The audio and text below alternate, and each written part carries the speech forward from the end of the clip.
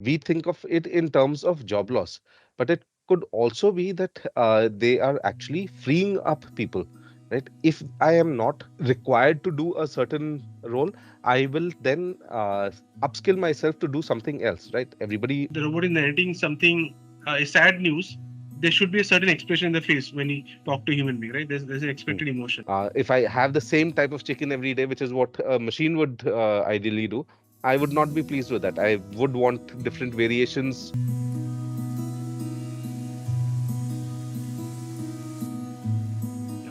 Okay, so George, welcome back.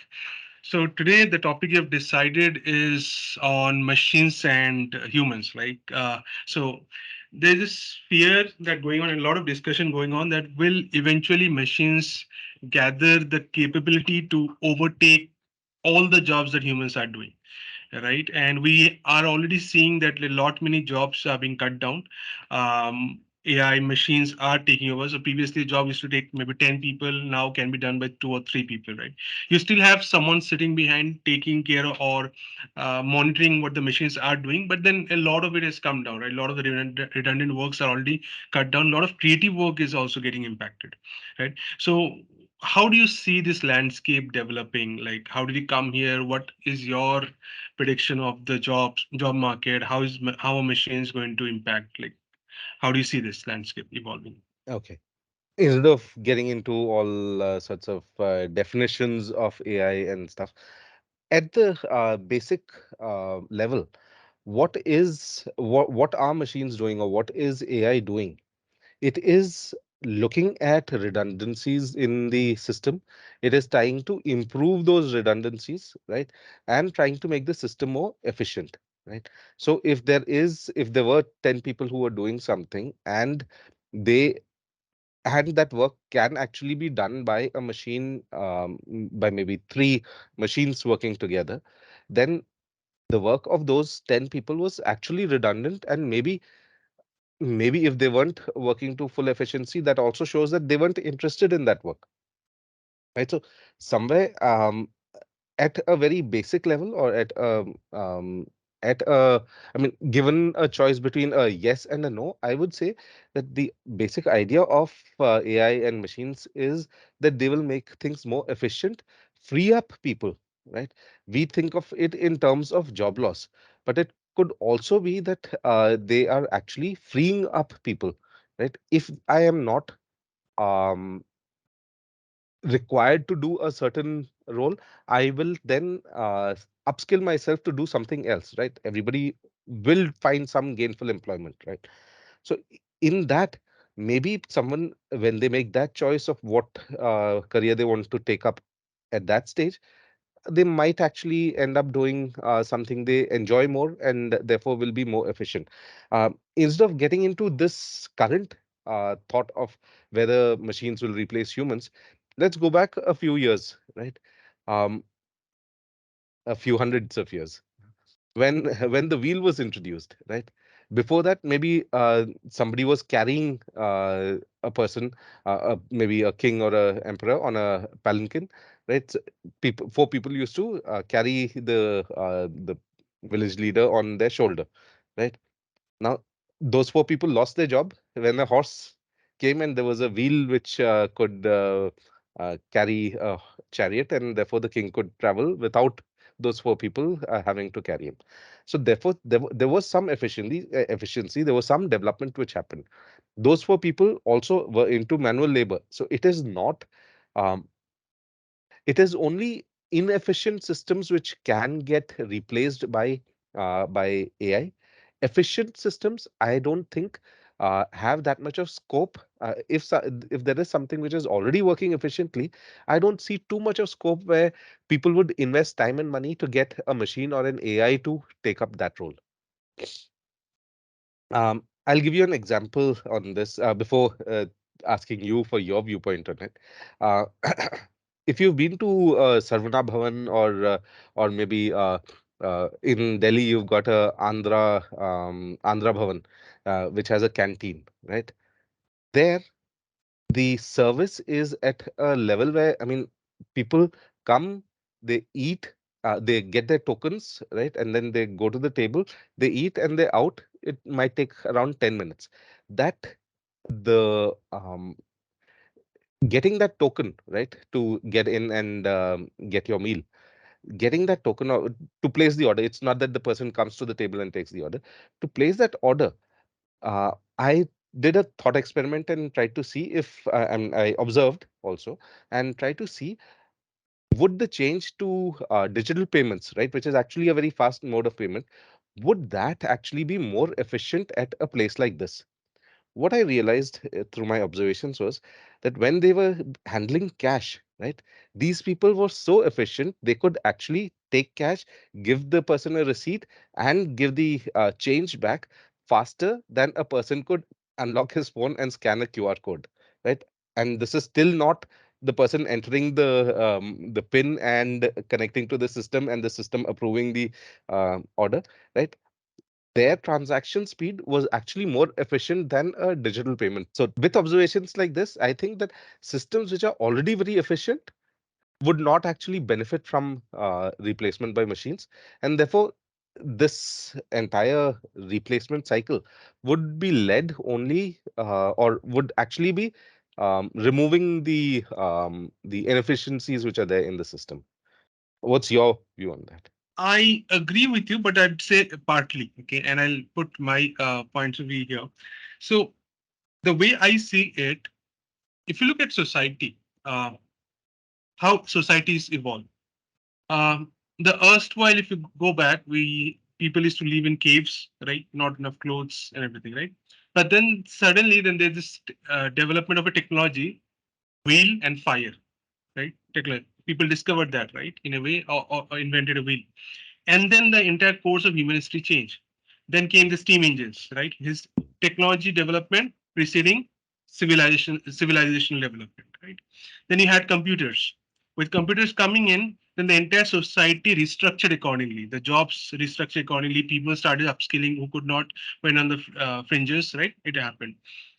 Today, it's another phase where you have another big technological leapfrog that you have taken, that we are encountering, and I see the society restructuring again. Okay, now when you talk of society at the fundamental level, it's about human beings, right? It's about human beings who are restructuring. So the way I see it is that it's always technology which leads the society and not the other way around. The more we might want to think that yes, it's uh, society who drives technology development. No, I find there is some few people who will come up with some technology, and that essentially drives changes the entire fabric of the society. Now, with this in mind, AI again, it has been in development for long, but what is happening is right now it's at an advanced level where we see a lot of the work that required a lot of human beings can be replaced. Okay, and why it happens? Because see, at the end of the day, as you rightly point out, we strive for efficiency. Now, the fact is, when you talk of efficiency, no one can reach the level of one, but then everyone strives to get to as close to as one. That's the entire game of efficiency. Now, if you have a system where there are, say, 10 people or say 20 people doing a certain kind of job, it's an efficient system where there are no complaints as such. Everyone is happy in the system. Whatever job is being assigned, people are being able to do, right? But then there's a cost structure involved around it when you have to service 20 people. Now, if you can do the same work by say 15 people or even by 18 people, I'm saying, like just if just two people, people's work can be taken away in some way, right? The system would go for that. The system would go for that, even for Mhm. that marginal increase, because over time it's a big incremental saving that they do. Okay, so that strive to come to get to as efficient as possible is always going to be there, right? And I think that's where a technology like machine learn, I mean AI, and all of the new age technology that you're talking of, that's where the scope is, because human beings as society, we constantly strive to become more efficient. And once you have a technology, as I told you, once you have a technology, we try to restructure us around the technology to in the quest of more efficient systems and processes.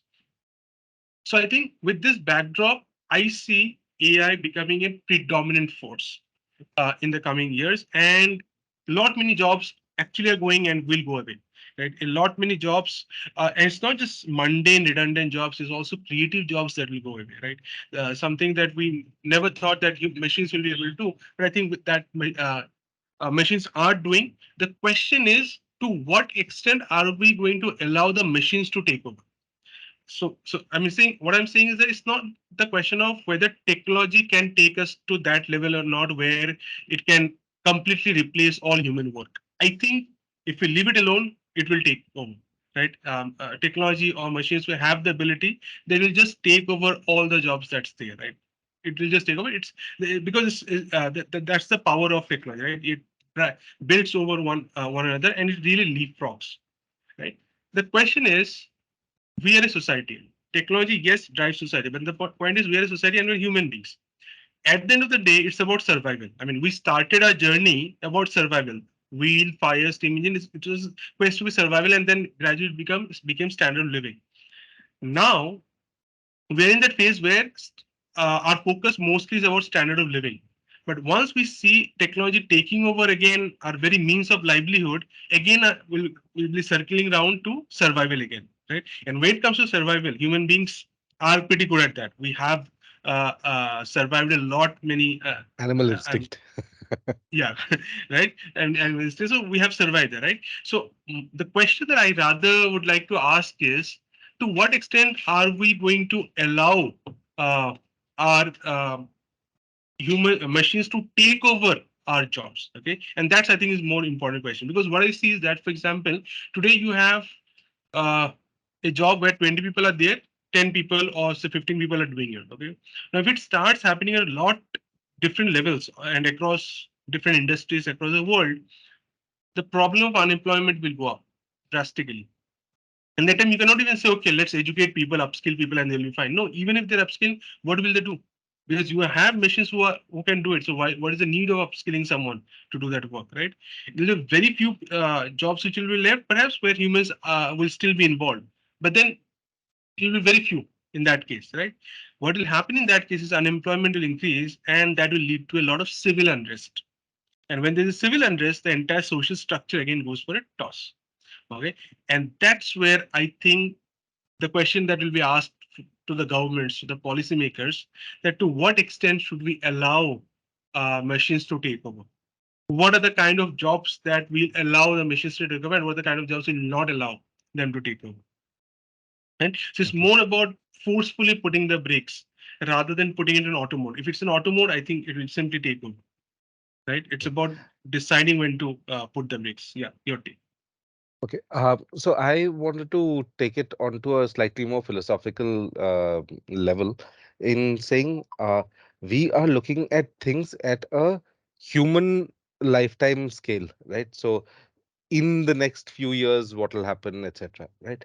But and this is very controversial, right? The thought that I am processing right now is fairly controversial in the sense that if we look at the if we look at nature, right, whenever there is an imbalance that is created, the nature changes in a certain way to create a balance around that, right? So if we look at human development, earlier it was a strive for survival, and in that life spans were very short. So therefore there was always that constant thing of trying to survive somehow, trying to find food, and therefore agriculture happened, better hunting techniques happened, and then finally somewhere we developed slowly to reach the industrial revolution. And at that scale, there was also now a possibility that population could increase because there was also requirement for factory workers and things like that. So society, from a stage where survival was tough to a stage where human intervention or humans were required to be part of the system, that it reached that society, that level. And then now with AI coming in and machines being more and more efficient, maybe the requirement for so many humans might not be there, right? And therefore, with an unemployment, with whatever controversial civil strife or war or whatever happens, somewhere population's also going to come down to an efficient level, right? Population increased because that level of population was an efficient population, right? Population would go down if machines are more effective to a level which is an efficient level of population for that situation, right? So therefore that efficiency cycle is might be over a few hundreds of years or a few thousands of years or whatever. But then if we look at things from that scale, maybe there is some balance which is being maintained. So if there is a lot of food, then you see a lot of ants. When there is less food, you see less ants, right? So somewhere there, and comparing humans to ants, yes, I might get criticized if there are people going to be commenting on that. I'm open to that criticism, but then it's just a thought experiment. It's not that I'm saying that is the right thing for things to do to happen, but then it is somewhere a thought experiment that the world, there is a balance which is required. Every human life is precious, but then it is about the next generation or 10 generations later. Does every person in this generation need to have an offspring which would or continue the lineage 10 generations down the line? Maybe not, and that might not be the efficient thing to do, and therefore population would automatically get corrected, which is what is happening in societies like Scandinavia, or let's take Japan also, right? Populations coming down because they don't need that many people, right? So that is one slightly controversial thought that was coming up while you were talking about this. Now, somewhere, right, we also need to differentiate between machines taking over versus AI, right? Till now we've had machines taking over multiple things. That is an okay, that it is machine learns, machine does something, that's still okay. But at the level of AI, right, that is where things can get a little scary, in the sense that if you have a system which is able to regenerate information from information that it already has, go beyond the algorithms, right? Machine learning is okay, it's good, it is based on algorithms. You can sort of coax the machine to take a certain decision. But then what happens when the machine starts taking its own decision, right? Which is where it would come to pure AI, right? The Turing test, as they say, is when you're not able to distinguish uh, an interaction as to whether it's with a human or with an AI, right? So once it reaches that level, then the control that we have, right? That control, once it goes out of our hands, I think it can be a little critical, and it can be a little controversial also at that point of time, because then it would not be humans in control. With machines, it's still humans in control, right? So your view on that? Uh, Yeah, I agree here. But then again, even with machines, if you say so, I mean, so there's something called AI, then there's machine learning, and then there's deep learning, right? I mean, I think it's important to distinguish between these terms. So when you talk of AI is basically a technique that enables computers to mimic human behavior, right? That's AI. Mhm. When you talk of machine learning is the ability of the machines to learn without being programmed explicitly, right? It's the ability of the machines to learn by themselves, right? We've done so. I mean, you build the initial structure, but then it's the machine who learns without being explicitly programming it again and again. And then we have something called deep learning, and that's, I guess, is more dangerous, where machines identify patterns. Okay, human patterns, and based on those patterns, and they do that using neural networks, and then we create a lot of them. For example, you had those videos of US President Barack Obama talking, right? Which was like, that's called deep fake, right? That's basically done using deep learning. So now, obviously, that in a way you could still figure out that's a machine and not. But I mean, it was not an easy distinction, but at after when the person starts talking or the robot starts talking, at some point you start realizing no, it might not be the right person. But I'm saying gradually you'll get to that point where it'll be extremely difficult for anyone to judge whether it was a human or a robot. Okay, and we are there almost. We're getting there. Now the point is to, then a lot of things about ethicality and bias, a lot of those questions come in. But the point is, once that starts happening, uh, I guess a lot of the control that we've been talking about will go away from humans' hands. Right? A lot of it, because a lot of chaos might happen, because there will always be bad actors will be using such technologies to create chaos and create confusion. Okay, and when that happens, when chaos starts, then you don't then there's the madness of the mob, right? When then there's no logic and everything after that. I mean, just people just get into a violent streak or become part of the mob without thinking anything. So then the control goes away. We see, I mean, whenever there's a big mob hitting out, I mean, government loses control. Why? Because it's the collective strength. So I see a lot of control going away when we allow such technologies to really thrive. Okay, so I'm not against AI or this kind of technology, but what I'm saying is that at some point we need to really come together collectively and say, you know what, this is where advancement of technology in this line should stop, right? And because at the end of the day, what is the most important thing? The most important thing is that society strives and survives, right? I mean, we are building this technology saying it will make our lives better, right? But then the question is, to what extent do we go to make our lives better? It's if you look at the graph, at some point it becomes better, it peaks out, and then our lives become start getting worse, right? Because these machines True. have their own minds and brains and everything, right? So that's my point. Like that's where we need to be really careful. That's one part. Second part, even to the extent that we're allowing the machines to take over, uh, we talked of ethicality. That's there. What about biases, right? Because if you look at these machines, the way they are fed, when we talk of algorithms, they're based on the previous data that's there, or they are based on that they're developing their intelligence.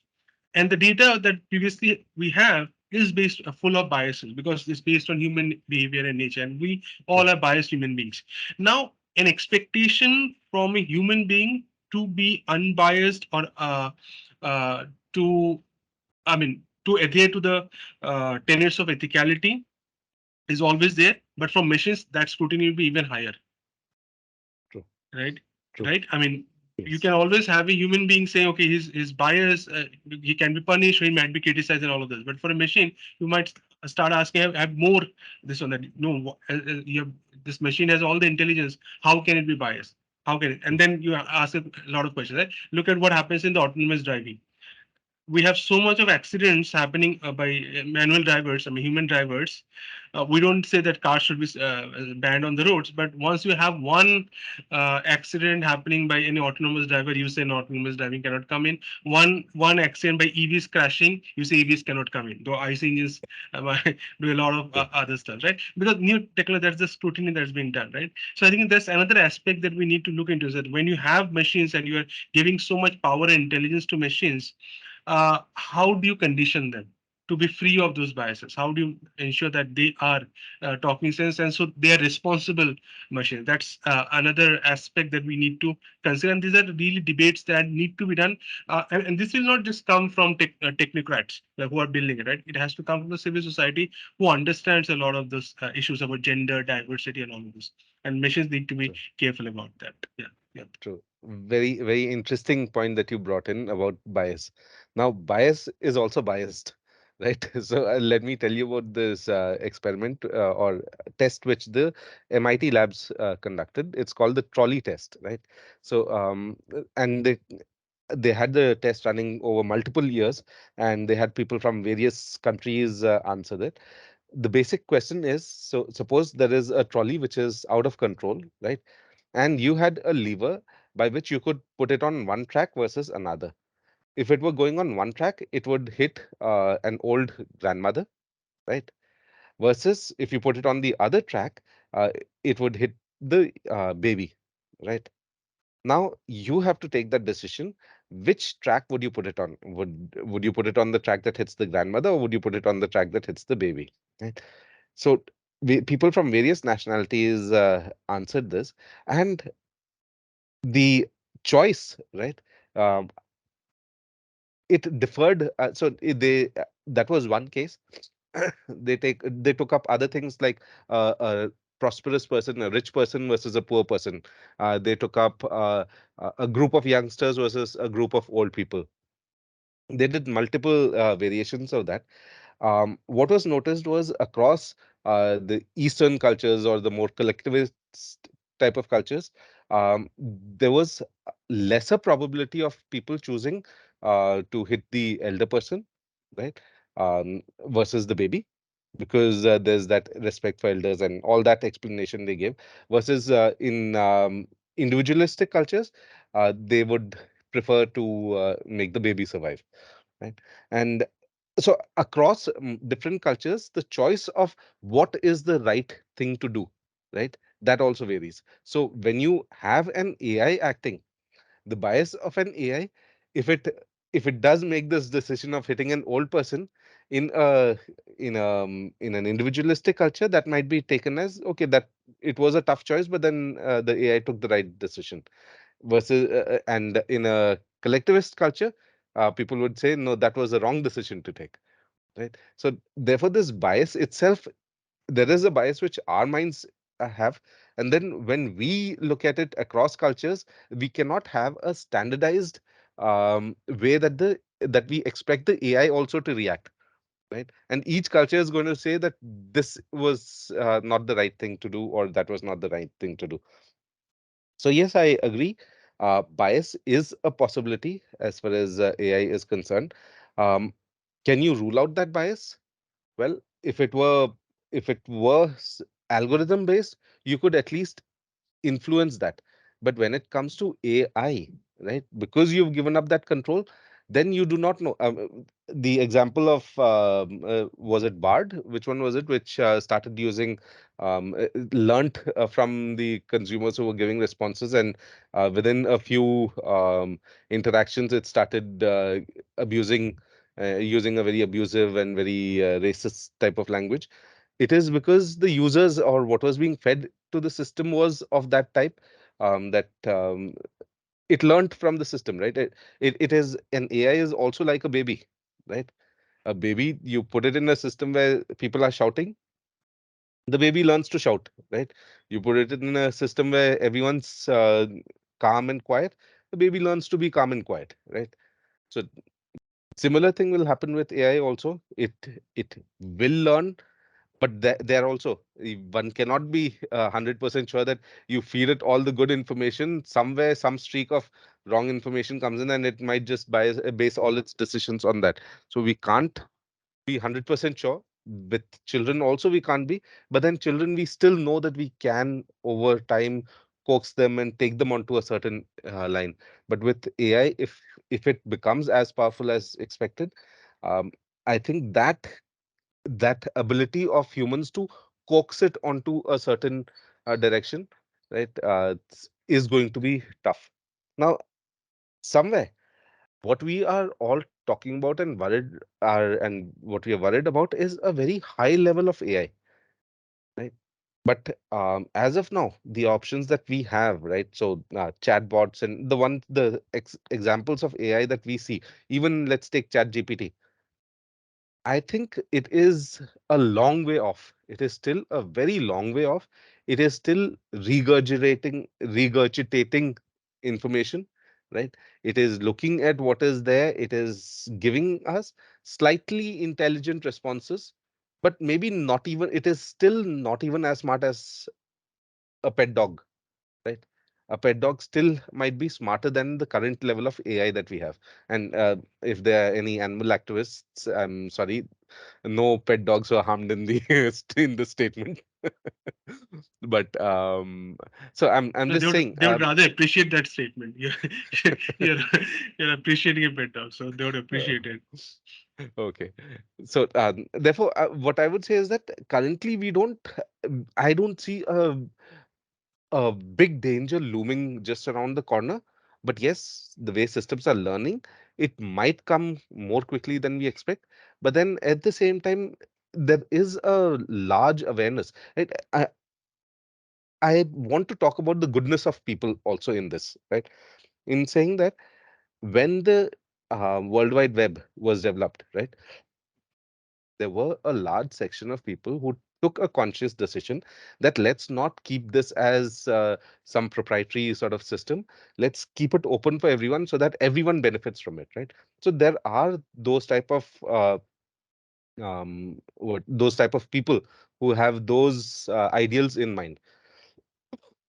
I think this second situation where again something is going to happen which is going to affect the entire world, right? There are going to be sensible people at the helm who will have noble intentions, and who, being already aware of all these possibilities and scares and thoughts that people have, would keep those checks and balances in mind. It would not be a free artificial intelligence. It would still be a controlled artificial intelligence, because that it is a genuine scare, and I think people will take care of that. But right now, with my interactions with ChatGPT, with my interactions with chatbots from various services, with, based on my interaction with Amazon's app, where where you were searching for a product and the filters. I mean, a technology company like Amazon, you'd expect them to have awesome filters, right, in their search. Until Amazon improves, until I see a significant improvement in Amazon's search results, right, I am not going to be scared. And I've been saying this for the past 5 years, and I still haven't seen any improvement. If Amazon can't improve its search, then AI and all those scares that we keep talking about, those are a long way off. My perspective. Yeah. Yeah. So,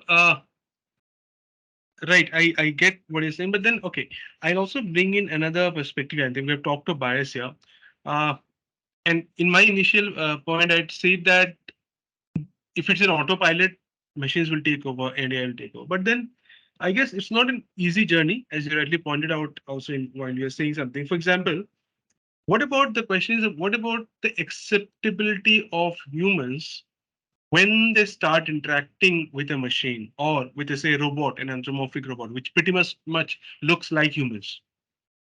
Okay, say in the frontline workers, right? In case of frontline workers, if you put a machine in the front desk, and you have to check in a hotel, and you are not interacting with a human being but with a machine, how do we start reacting that time? Okay, so there's this theory called the theory of uncanny valley. It was given in 1970s by a Japanese roboticist. So he's a Japanese professor. I'm forgetting his name.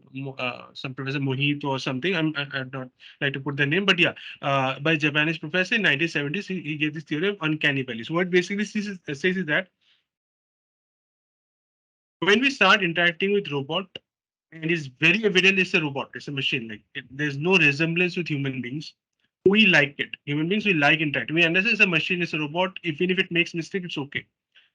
Now, as you gradually start giving it a human-like form, okay, there comes a point where human beings no more start liking it. Human beings rather start disliking it. Okay, so that's called the uncanny valley, right? That's valley, the point at where you start disliking human beings, yeah, disliking robots who are looking pretty much like human beings. Now, the question is why? What happens there? Why do start human beings start disliking robots as soon as they start mimicking a human being? Okay, so there are two theories basically that's been talked about. One, human beings start thinking, okay, if this robot can start and talk pretty much like me, that means there's a risk that it might replace me, my work. So that possibility is there. Okay, and the second thing, second theory, which explains the uncanny valley theory, is that like when we see a robot, okay, which pretty much acts like a human being, we start treating that robot as a human being. So if there's a robot which pretty much talks like a human being, okay, we somehow subconsciously forget that it's a robot. We start treating it as a human being. Now, when you start treating a robot as a human being, at some point, the robot might also do something which is not which a human being would not do. For example, the robot is saying something, but the expression on the face might be very different. For example, the robot is narrating something, a sad news, there should be a certain expression in the face when he talk to a human being, right? There's an Mm. expected emotion. The robot might not be able to do that at that level. For example, when that happens, then we start disliking it, right? Because in our mind, right, it should have been talking like it should have more emotions and empathy and all of this. So we start disliking it, right? So those are two theories, but the primary one being that at certain point, human beings start thinking that this if a robot can come to this level, it might replace a lot of my jobs. Right now, the Mm. question is that now this theory brings in a lot of throws out a lot of good questions. Actually, the point is, if we are building machines or systems to serve our clients better, for example, in business context, we want to be more efficient, right? Ultimately, how is it running? The entire system, a capitalist ecosystem, runs on deriving money. I mean, and how do you do that? When people buy from you, right? You serve your clients, customer better, who are incidentally humans, right? Now, to what extent will the clients, the human beings, will be receiving the services of a robot, an anthropomorphic robot, okay, or machines for that matter? Right, at certain point, because that fear will come in that okay, today I'm receiving that service, tomorrow the service that I'm giving to someone else might be replaced by another machine or a robot. Correct. So the True. acceptability of the human beings, okay, that's a big barrier also. To what extent these technologies can thrive. Till the moment these are on the back end, I think it's still okay. I mean, not okay, sir, but a lot of jobs are still being lost. That's there.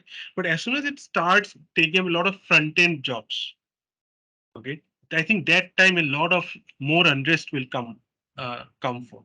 So that's another aspect that I think we need to look at. I mean, even before policymakers step in, and I mean, policymakers will have to step in at some point, because that these things will start happening. Because see, when you put something in auto mode, it will move forward. There's no point that it can.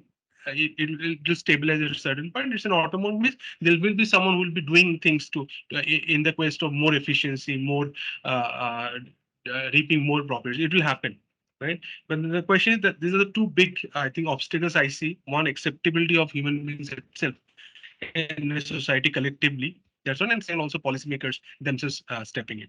What are your thoughts on this? What is acceptable? So, in going with what you were saying, I think there are certain roles or certain places where AI would be far more acceptable, right? So something like in a factory, right? So automation in a factory or the production process, AI getting involved in those things which are beyond the veil, so to say, right? Which is happening behind the curtains. Humans are not going to be very involved or expressive in their protest for that. But when it comes to situations where humans are interacting with something, with each other, or interacting with a machine, at that point the pushback is definitely going to be there. One example which I often quote to my students is, um, there was a time when I used to worry about online classes replacing physical education, right? But these 2 years of lockdowns and online classes have made me fairly confident that whatever happens, physical classes are not going to lose their value, right? Online might continue, but then the value of physical classes is still going to continue, right? So, similarly, what I feel is that in situations where human interaction is expected, right? Which could be, as you mentioned, checking into a hotel, right? So while checking into a hotel, Ginger had done that, right? So when you book into a business hotel, your idea is that you just want to check in, get your room key, go to your room, and stay there, right? They might not even be. I mean, there was a time, I don't know if Ginger still has that, the Ginger range of hotels. It was just about the room and the stay there. You didn't. There was no food also at the restaurant, at the sorry at the hotel. There were restaurants around. You could go out, eat, come back, and then at the hotel again, there are dispensing machines for various things, and you just go into your room, right? You do not have any human interaction that is required at that level, right? But most of the times, you would have a requirement for something, for asking for maybe maybe the room to be cleaned, asking for a special favor. Maybe it's cold and you have the habit of using a heater, and the rooms are all air conditioned, they don't have heating facility. You might ask for a heater, you might just need a pen, right? And you call up the reception, ask for a pen, whatever. I mean, there are those little human interactions which for which humans will always prefer going to a hotel or in a situation where they are able to interact with other humans. So therefore, these are the places where I see maximum pushback. But for other places where maybe things are happening at the I mean, beyond that curtain, beyond that visible curtain, right? So factory automation. It could even be in our homes, right? In our homes, AI might be able to do certain things which we've had domestic help or whatever do for us. Take, for example, the what do you call um, the the little robotic vacuum cleaner that goes around the entire house, right? A lot of people started using that during the pandemic, right? And it is a smart system. It is fairly more efficient than a lot of house help that I've seen who do not clean efficiently, right? And this, all through the night, it'll move around the house and it cleans up the house, right? It's a motorized vacuum cleaner which goes around. Because it is AI driven, it is able to map out all the parts that not even AI driven, it's very basic AI for that matter. It maps out where all it has already visited, and then therefore goes to places which it hasn't visited and cleans up those places. Now that is an automation which I would be happy to welcome, right? I'm not going to think at that point of time that, oh, my maid is going to lose her job because I'm going to, the cleaner is going to lose her job because I'm going to be having a robotic vacuum cleaner. But then when it comes to maybe cooking, I would still have my apprehensions about having an AI create a dish for me versus me cooking it myself, or maybe my spouse cooking it, or maybe a qualified chef or a cook that for me.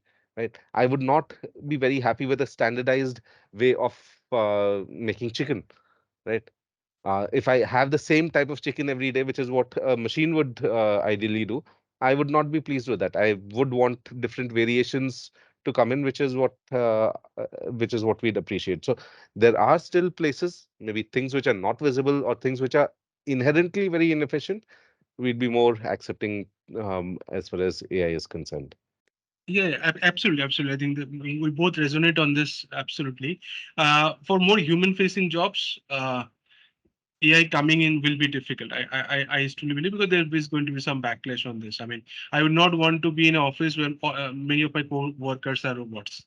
It's a I would be okay. Maybe some part of my work is being automated, or there's some machine helping me, some AI tool or something helping me. That's okay. But I would not like to interact and try ask for tea or coffee with a robot. Chalo, let's have a tea. No, that Mm. obviously is there. That's one. I mean, that's even in the back end when you have a team working, right? In the front end more so, right? Factories where you have, I mean, yeah. So factory is different where again you have a human being working, but a lot of the work of the human being is taken over by robot. That could perhaps is still acceptable in the factory setup. But so what I see is that in the services setup, AI replacing is going to be much more difficult. Some parts of it, some roles are going to be replaced, but overall, I think human beings should still be in control of the services setup. In a product setup, I see AI has much bigger possibility because a lot of the things, the way you're building a product, you can have machines build it up for you, right? So if you want to divide the business world into service and product based, I think which pretty much is a fair distinction. I see in the product setup, AI taking up roles is going to be much more prominent as compared to the services setup. Right? This is what I look at this. So coming back to the original question, will machines take over the world? I don't think that they would be taking over the world because that would mean essentially the doomsday where no human being would essentially leave or they would just will just beat each other up and die. That would not happen because there are because till now human beings control the society in terms of policy, the laws and everything is being controlled by human beings. So at some point that backlash is going to be there. What I feel. But yeah, to when is that going to come is the question. But by the time it comes, I see yes, a lot many rules being wiped out completely, especially on the product side, less so on the services side. This is something I would conclude with. Right, your last True, conclusion. true. So somewhere I also say that machines, however you program them and however intelligent they might be, they would still be based on logic, right? And because that is the way that they work. You cannot program in lack of logic into a system, and humans have that strength there, right? because humans can be illogical, right? they I don't see machines taking over, right? So if machines start taking over, at one point of time, you'll find an illogical arsonist who's going to go and destroy the servers, right? And you'll have people who'll I mean, you'll go back to square one, right? So therefore, I don't think with because machines cannot be illogical. I think humans with their lack of logic will still be somewhere. The humans will survive. So my little uh, not controversial statement on that. So yeah, absolutely. On this, we agree. Totally agree. So I guess great. Then I think with this we wind up this conversation. So at the end, so I think we can say that yes, human beings will still survive. Lot many roles will be impacted. Maybe more on the product side rather on the services side. So yeah, thank True. you, George. So on this, we'll wind up. We'll come Yes. again with another interesting topic that we'll discuss. Great. Great chatting with you, Yeah. Rika.